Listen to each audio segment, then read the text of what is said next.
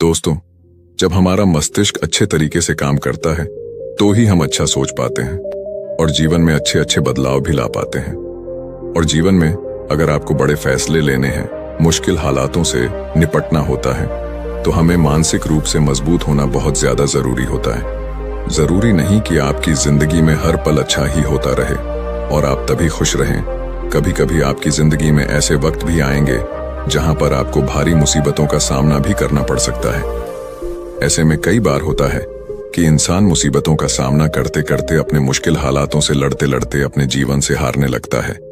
लेकिन वहीं पर जो इंसान मानसिक रूप से मजबूत होते हैं, वह इन मुश्किल हालातों से अपने कठिन समय से बाहर जरूर निकल आते हैं। तो दोस्तों, आज की इस वीडियो में हम अपने मुश्किल वक्त से बाहर कैसे आएं, इसी पर चर्चा करने वाले हैं। मैं 8 नियम बताने वाला हूं, जिसे अगर आप जान और समझ लेते हैं तो यकीन मानिए आप अपने मुश्किल हालातों से जरूर बाहर निकल आएंगे और आप मानसिक रूप से एक मजबूत इंसान भी बन जाएंगे। तो मित्रों, आज की यह वीडियो बहुत ही महत्वपूर्ण होने वाली है, इसे छोड़कर कहीं जाइएगा नहीं। मित्रों, एक बार एक बौद्ध महात्मा आश्रम में अपने शिष्यों को दिमाग के ऊपर कुछ प्रवचन दे रहे थे। गुरु कह रहे थे कि इंसान के मस्तिष्क के विचार कभी अच्छे होते हैं तो कभी बुरे होते हैं। अच्छे विचार जब उसके दिमाग में जन्म लेते हैं तो वह अच्छी और कल्याणकारी बातें सोचता है, लेकिन वहीं पर अगर बुरे और गलत भावनाएं जन्म लेती हैं तो उससे उसका पतन होता है। तभी उन्हीं में से एक राजवंत नाम का शिष्य खड़ा होता है और गुरु से पूछता है कि गुरुवर, क्या कुछ ऐसा तरीका आप बता सकते हैं जिससे कि हम अपने मस्तिष्क को मजबूत और ताकतवर बना सकते हैं, खुद को मानसिक रूप से मजबूत बना सके। गुरु कहते हैं कि अवश्य मैं बताऊंगा, लेकिन उससे पहले मैं कुछ बातें मन पर बता रहा हूं जिसे तुम लोग ध्यानपूर्वक सुनना। तभी जाकर के हम बताएंगे कि मानसिक रूप से मजबूत कैसे बने। तभी तुम सब इस बात को बड़ी ही आसानी से समझ पाओगे। गुरु कहते हैं कि जब भी हम कुछ सोचते हैं तो सबसे पहले वह विचार हमारे मस्तिष्क में जन्म लेते हैं और उसी के अनुरूप हमारा पूरा शरीर कार्य करने लगता है। मान लो कि आप कुछ दुख भरी बातें सोचते हैं तो आप बिल्कुल शिथिल होते चले जाते हैं, आपके शरीर की ऊर्जा कम होने लगती है।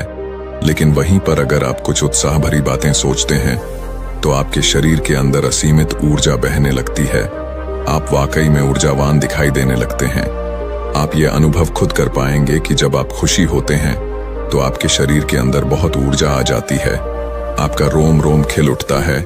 ऐसा इसलिए हुआ क्योंकि आपने अपने दिमाग में कुछ जोश भरी बातें सोची। शरीर तो वही है आपका, लेकिन जब आप दुखी होते हैं तो आपका शरीर बिल्कुल ऊर्जा विहीन हो जाता है। लेकिन जब आपके विचार जोश भरे वाले होते हैं तो आपका शरीर खिल उठता है। यानी हमारा शरीर किस तरीके से काम करेगा, यह सब हमारे मस्तिष्क में उत्पन्न हो रहे विचारों पर निर्भर करता है। अब तुम सबको मेरी बातें बहुत ही अच्छे तरीके से समझ में आएंगी। अब हम बताने जा रहे हैं कि मानसिक रूप से हम मजबूत कैसे बने। गुरु कहते हैं कि मैं तुम सबको 8 तरीका बताऊंगा। अगर आप उन 8 तरीकों को अपने दिमाग में लाते हैं, वैसा ही सोचते हैं, तो यकीन मानिए आपका शरीर भी वैसा ही काम करने लगेगा।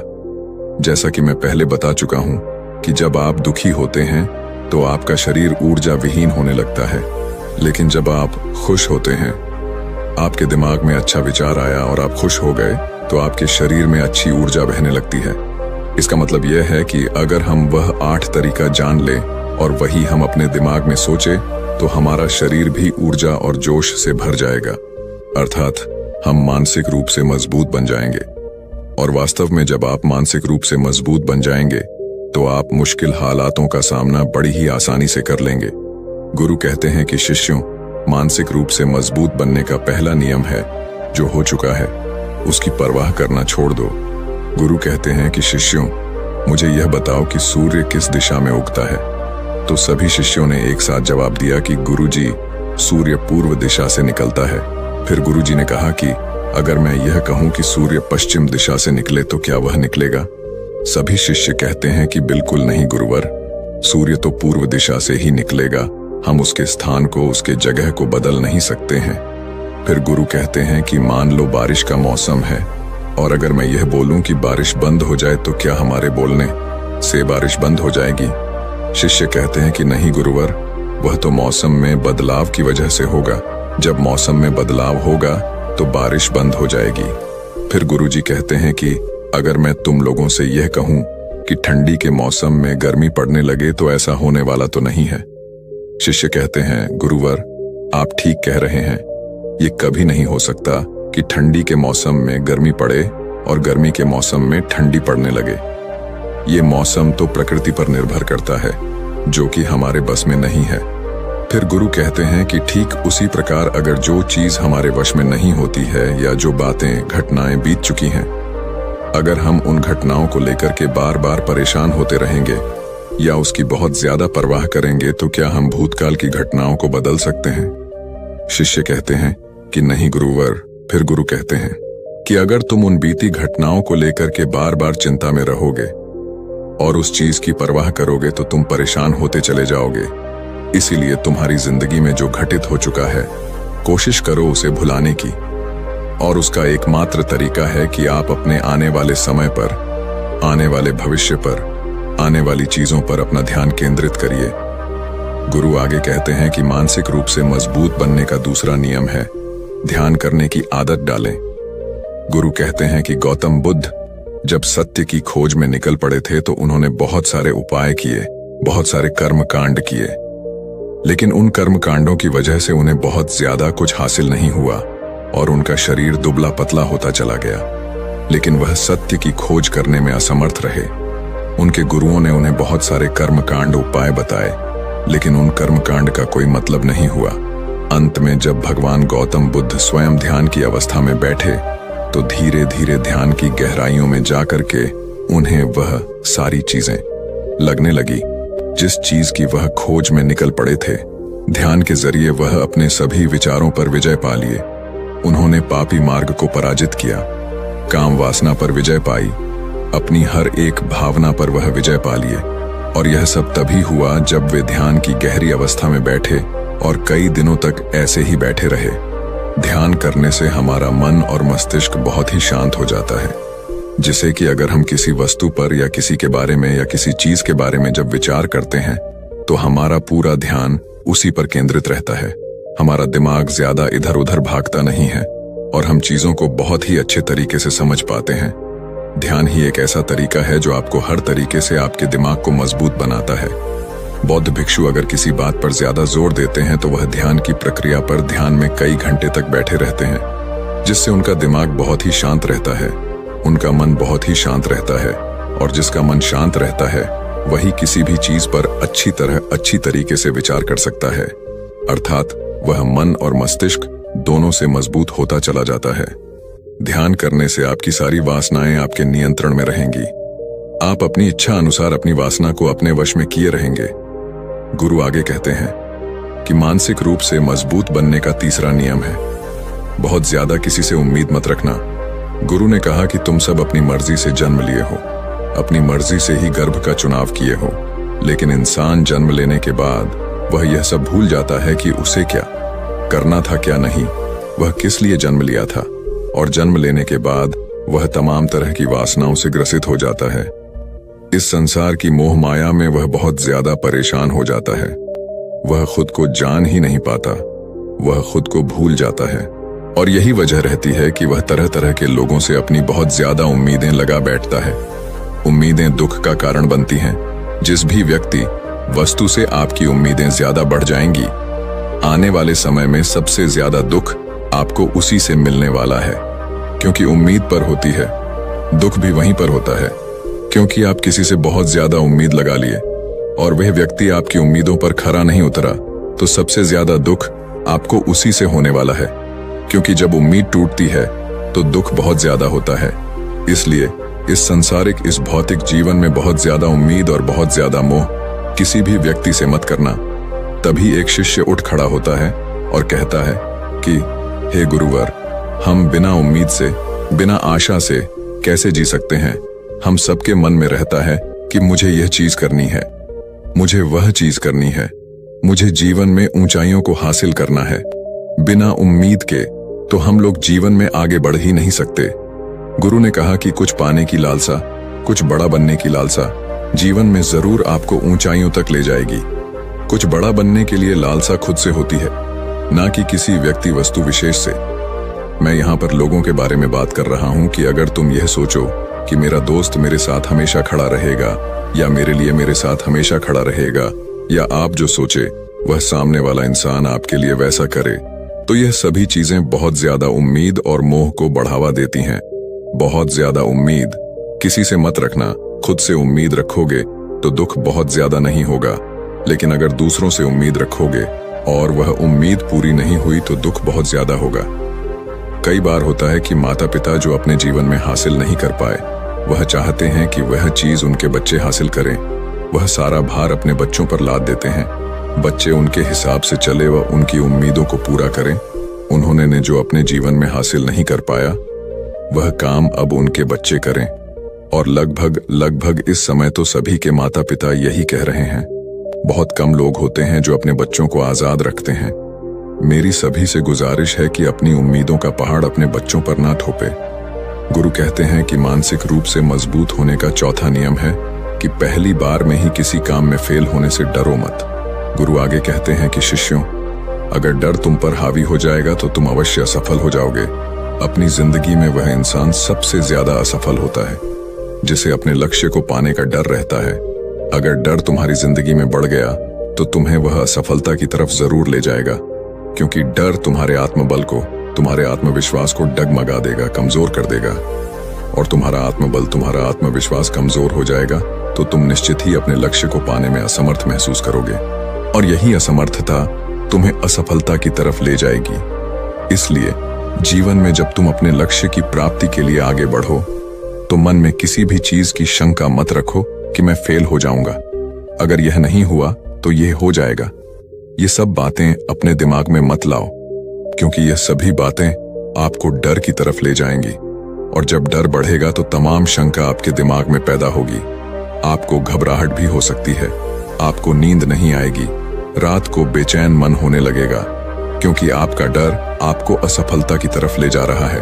और जब असफलता का विचार आपके दिमाग में आएगा तो आप और ज्यादा डरने लगेंगे। इसलिए जीवन में जब आप लक्ष्य की प्राप्ति के लिए आगे बढ़ जाओ तो मन में कोई शंका मत रखो, सिर्फ और सिर्फ अपने काम करने पर ध्यान दो। जब तुम काम करने पर ध्यान दोगे तो तुम कभी डरोगे नहीं, क्योंकि तुम अपने लक्ष्य की प्राप्ति के लिए काम कर रहे हो, उसके लिए जुट गए हो, तो तुम्हारा डर खत्म हो जाएगा। और जब डर खत्म हो जाएगा तो तुम जरूर सफल हो जाओगे। गुरु आगे कहते हैं कि 5वां नियम है मानसिक रूप से मजबूत बनना। वह यह है कि जिंदगी में कभी भी खुद को कोसो नहीं। गुरु कहते हैं कि जो इंसान जितना ज्यादा संघर्ष करता है वह उतना ही मजबूत बनता चला जाता है। जितना ज्यादा तुम मजबूत बनोगे उतना ही ज्यादा तुम काबिल होते चले जाओगे। इसलिए अगर तुम किसी भी चीज में असफल भी हो जाते हो, या कोई चीज तुम्हारी इच्छा के अनुसार नहीं हुई, या तुमने कुछ ऐसा कार्य किया जैसा नहीं करना चाहिए था, और इन सब बातों को लेकर के अगर तुम पछता रहे हो, खुद को कोस रहे हो, तो यह तुम्हें मानसिक रूप से कमजोर करता चला जाएगा, क्योंकि खुद को कोसना बहुत ज्यादा खतरनाक होता है। यह आपके दिमाग की क्षमता को कम कर देगा, आपकी सोचने समझने की शक्ति को कम कर देगा, आपके आत्मबल, आपके आत्मविश्वास को कम कर देगा। इसीलिए जीवन में कभी भी किसी भी कार्य के लिए खुद को कोसना नहीं, क्योंकि अगर वह कार्य तुमसे नहीं हुआ है या जो तुम सोच रहे हो वह जिंदगी में नहीं कर पाए, तो इसका मतलब यह नहीं है कि तुम असफल ही हो गए। अगर मैं यह कहूं कि यह सामने वाला आम का पेड़ है, इस पर सबसे पहले कौन सा जानवर चढ़ेगा? हाथी चढ़ेगा, बंदर चढ़ेगा, या फिर गिलहरी और या फिर शेर? तो सभी शिष्यों ने कहा कि गुरुवर, इस पर तो गिलहरी और बंदर सबसे पहले चढ़ जाएंगे। तभी फिर गुरु कहते हैं कि तो अगर यह हाथी सोचे कि मैं इस पेड़ पर नहीं चढ़ पाया, अगर वह खुद को कोसने लगे, तो क्या यह सही है? शिष्य ने कहा कि गुरुवर, यह तो गलत बात है, क्योंकि हाथी तो कभी भी पेड़ पर चढ़ ही नहीं सकता। हाथी तो पेड़ पर चढ़ने के लिए बना ही नहीं है। गुरु कहते हैं कि ठीक इसी प्रकार हर एक व्यक्ति का काम करने की कला का, दिमाग का अलग अलग महत्व होता है। कोई किसी कार्य में माहिर होता है तो कोई किसी कार्य में। बस हमें इसी को समझने की जरूरत होती है। जरूरी नहीं कि दुनिया के लोग जैसा कर रहे हैं तो तुम भी वैसा करो। तुम अपनी प्रतिभा के हिसाब से कार्य को करो। अगर तुम अपनी प्रतिभा के हिसाब से करोगे तो तुम उसमें जरूर सफल होगे। गुरु आगे कहते हैं कि मानसिक रूप से मजबूत बनने का छठा नियम है अपनी ऊर्जा को व्यर्थ में बर्बाद मत करो। गुरु कहते हैं कि तुम सबके अंदर अभी बहुत ऊर्जा है। कभी भी अपनी ऊर्जा को गलत कार्यों में, गलत लोगों पर बर्बाद मत करना, क्योंकि अगर तुम अपनी ऊर्जा को बर्बाद करोगे तो वह तुम्हें बर्बादी की तरफ ले जाएगी। इसलिए अपनी ऊर्जा को अपने लक्ष्य में लगाओ, क्योंकि अभी तुम सबके पास बहुत ज्यादा ऊर्जा है।